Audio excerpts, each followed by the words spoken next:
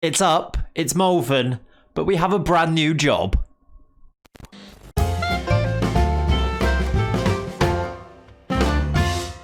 Hello then and welcome back to Up, the level 10 Malvern Town save.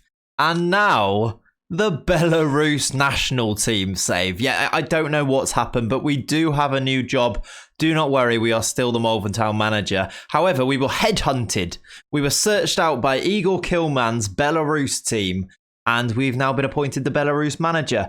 I don't know what to make of it, honestly. We're the 103rd best team in the world. We've got a game. Our first game is against Russia. It's going to be huge.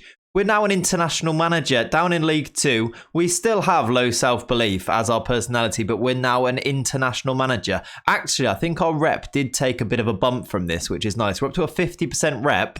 You can see the attributes are very, very slowly improving. We still only have a National B license, but now we have international duty to contend with. We're going to be going and playing some international football. It's going to be fun. I'm looking forward to it. I'm looking forward to maybe bringing an influx of Belarusian youngsters and wonder kids, if there are any, into Malvern Town. That's an angle I'd love to explore and get on with. Whether it happens or not, who knows? But it's something to think about, something to consider for the future.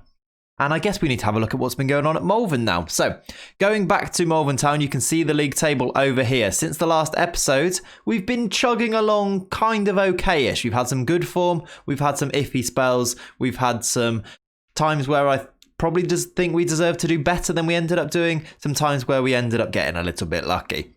We find ourselves in 11th in League 2 now. We've definitely steadied the ship then from the early season form. And we are on 39 points, 6 points off the playoffs, but we do have a game in hand. Playoffs is not out of the picture here. It's not completely unrealistic. It could be done. It's going to be tough though. So, since the last episode where we played Stockport, you see it here, we won that game 2-0. We lost the next game against Portsmouth. That signalled an end to our leasing.com trophy Group C. It was a disastrous tournament and I hated every second of it, honestly. We lost all of our games. Portsmouth, West Ham under-23s and Leyton Orient. We lost them all. We went out on 0 points. Luckily, the board were not too fussed with that. Our new board, by the way, not too fussed with that. And it meant that we could focus on the league and the FA Cup. And the FA Cup, we had some exciting times. The league, though, first, we drew to Northampton 2-2. We got ourselves a late equaliser in that game to snatch a point from Northampton. We then beat Scunthorpe 2-1, snatching a late goal to win that game. We then drew 2-2 with Salford in the FA Cup second round at home. We got 800 fans come in to watch that one. It meant we had a replay. We won the replay against Salford. That took us to the third round of the FA Cup for the first time in our history. We went down to 10 men late, but we ground out a 2-0 win against League One Salford through to the third round. That was huge. We got about 60k in the bank from that, which is massive, as you know, to do with the finances that we have at this club. Brilliant. We are into the third round. You can see that how we did in the third round, but we'll look at that in a second, because before that, we had some decent form in the league, beating Wrexham 3-1. You see Lawrence Gibson scored twice in that one. We beat Cambridge 3-0, smashed them out the park. They did have a late red card, but Kirby, Wright, Gibson with the goals. There's that win over Salford. We then drew with Carlisle, an away draw against a pretty poor Carlisle team. Probably should have done better in this one, but we'll take an away draw. We'll take any point we can get. It kept a really nice unbeaten run going, actually. If you look at these ones here, all these unbeaten games, you want to keep that going. It did come crashing down to earth, though, with a 3-0 loss. Away at Blackpool. Blackpool, not bad at all. Fourth in the league, I think, when we played them. Decimated us, definitely outplayed us. And that kind of signalled, maybe that led to a downturn in morale, perhaps. And we had Nottingham Forest in the FA Cup third round, a championship Nottingham Forest. We lost this game 4-1. I actually think we were really, really good in this game. We managed to muster up 17 shots against a championship side. We conceded 2 set-piece goals, one ridiculous comedic goal, really, where we had Jamie Cumming came out to catch it, dropped it hit a defender, and then Courtney House slid the ball into the back of the net. With conceding those goals meant it was going to be very difficult to win the game. I thought we put up a good show against a really strong Nottingham Forest team. Nottingham Forest, by the way, who are 5th in the championship, so no mean feat to go there and get a result. Obviously, we didn't manage to. We lost 4-1. Our FA Cup run came to an end for another year. It is our best ever run, though, in the FA Cup, making the third round. The third round where, of course, teams like Manchester United and Liverpool, all those big boys, can come in. Unfortunately for us, though, we didn't draw one of those. We got Forest. Onwards for next season. Something to aspire for next season, perhaps. We then did beat Coventry 2-1 in the league. A really good win, this one. A late winner once again. Jan Bo popping up with an 88th minute winner. We will absolutely take that and the 3 points. And then a 0-0 draw to finish off against Oldham. Again, one of these away games where we're kind of taking the draw. As long as we're hard to beat, I think that puts us in a good situation to try and get these playoffs. We are, as I said before, 11th in the league, 6 points off the playoff places. Southend currently holding that berth in 7th. If we win our game in hand, which we do play against Bradford today, we can put ourselves within striking distance of those playoff places with still quite a long way to go. We're over halfway now, but still plenty of games to play, as you see here. And our focus is firmly focused on the league. We only have those league games to play. It is the only competition we are in at the moment. Hopefully some of those other teams are still playing in the leasing.com trophy or the FA Cup or even the Carabao Cup. And perhaps they will be distracted and we can slide into those playoff spots. It would make for a very entertaining end to the season. Today's game is a home game against Bradford City. We are the favourites for this, as you can see here. We are at home, of course. Our form there, not as good as Bradford's. Bradford sit in 7th in the table, which means they are the team that is currently occupying that playoff place, which is the place that we're going to be trying to take, I think. I mean, we're aiming for 7th. It may be higher, maybe. But yeah, a win against these today would really signal our intent for the rest of this season. Going in, a playoff push is definitely what I'm thinking we need to be looking to try and achieve here. Before we get into today's game, there is a couple of things I do want to update you on really super quick. We did get our youth intake preview. We're not going to dwell on it because it's dreadful. But also our finances, it's important to check on these because they are in their healthiest state they have ever been in. Since I've been at this club, we have never had £400,000 in the bank. And yes, there is also a massive debt that we are paying off too, a £383,000 net debt that was taken out against the stadium that we, of course, expanded. We are halfway through paying off this debt. It was originally 800k, so we're getting there. But the projection, only 300k in debt. I mean, that's actually significantly better than it has been in the past. We are getting there. The new owners, they've pumped 100k in twice now. So we're looking like they may be about to invest. Eric Bailly in charge is doing a good job of looking after the club at the moment. The team selection for today's game, though, against Bradford looks like this. And we have a very tired squad going into this game. I'm not quite sure why the squad is as tired as it currently is, but we've got lots of players whose condition is way down in the 80s. Nico Williams is down at 80%. That's going to be tough. We've got Nia Kirby, 86. Reece Williams, 86. Of course, we know how this squad goes. We are really hamstrung by the fact that we can only have 5 loanies in. We don't have that many high quality players that are actually our own players and who aren't on loan. So it's tricky to get a team together. This is what we are going to go with, though. Jamie Cumming continues in goal. He's been okay this year. Some mistakes, but some really solid games. Nico Williams and Castillo are the fullbacks. Reece Williams is still playing. He does make a lot of mistakes. Actually, someone pointed out that the reason he might be making those mistakes is because he tries to knock ball past opponent, and brings the ball out of the defence. He also doesn't have great things like composure. So maybe this is why he's losing the ball and making those mistakes. He's made less recently and we're going to stick with him. He's been okay. His average rating is a 7.11. So I guess that kind of signals the fact that he's been okay. He will be partnered by Steve Smith today. Steve Smith's been solid when he's played.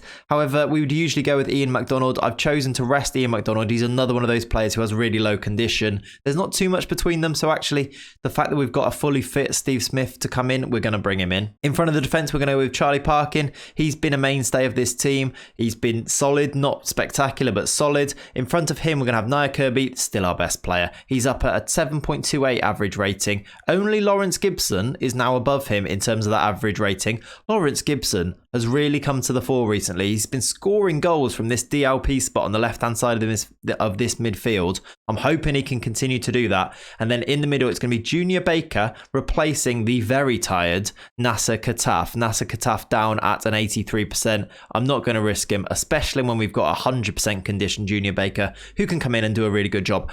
Up front, it will be Yambo and Will Wright. Yambo's now got 15 league goals. Will Wright has 10. That's pretty good. Both of them are scoring. Let's get into this game against Bradford. Can we get ourselves a really important win here?